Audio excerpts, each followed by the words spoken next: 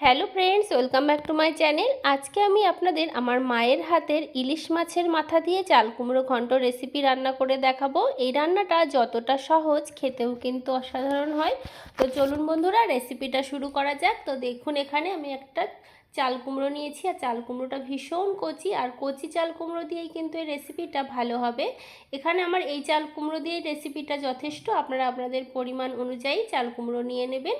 তো চাল কুমড়োটা কুচিয়ে নিয়ে ফিরে আসছি। তো দেখুন, এরকম ঝিরিঝিরি করে চাল কুমড়ো আমি কুচিয়ে নিয়েছি।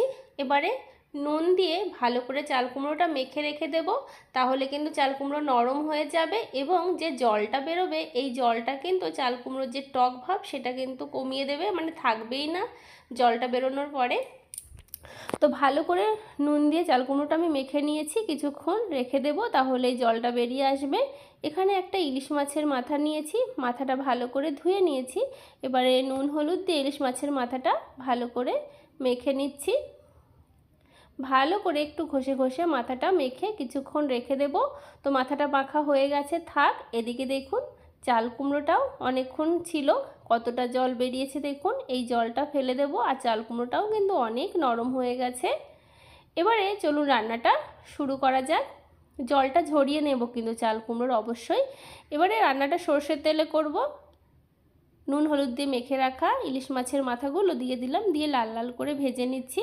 তো বন্ধুরা, আমার এই রেসিপিটি যদি ভালো লাগে তাহলে অবশ্যই লাইক, শেয়ার, কমেন্ট, সাবস্ক্রাইব করে পাশের বেল আইকনটা অবশ্যই প্রেস করে রাখবেন বন্ধুরা, যাতে সবার আগে নোটিফিকেশান আপনাদের কাছে পৌঁছে যায়।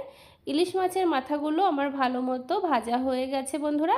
এবারে একটা পাত্রে তুলে নিচ্ছি। কড়াইতে আরেকটু সর্ষের তেল দিয়ে ফোড়নে দিলাম কালো জিরে, একটা তেজপাতা। ফোড়নটা ভালো করে ভেজে নিয়ে চেরা কয়েকটা কাঁচা লঙ্কা দিয়ে দিলাম। আর কাঁচা লঙ্কা যদি এভাবে তেলের মধ্যে দিয়ে রান্না করেন তাহলে টেস্ট, ফ্লেভার দুটোই কিন্তু ভালো হবে। কাঁচা লঙ্কা ভালো করে ভাজা ভাজা হয়ে গেছে। এবারে জল ঝরানো যে চাল কুমড়ো দিয়ে দিলাম, দিয়ে ভালো করে কিছু সময় মিশিয়ে নিচ্ছি।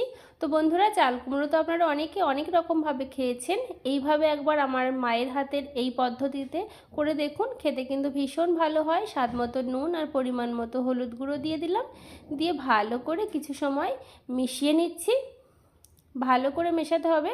এবারে ভেজে রাখা ইলিশ মাছের মাথা দিয়ে ঢাকা দিয়ে রেখে দেবো মিডিয়াম টু লো ফ্লেমে, যাতে ভালো মতো চাল কুমড়োটা সেদ্ধ হয়ে যায়, নরম হয়ে যায়।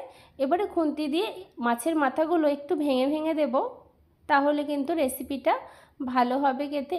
একটু ভেঙে ভেঙে দিলেই ভালো হবে। আপনারা যদি মনে করেন ভাজার সময় মাথাটা একটু ভেঙে দেবেন, দিতে পারেন, তবে আমি এখন ভেঙে ভেঙে দিচ্ছি, ভালো করে ভেঙে দিচ্ছি।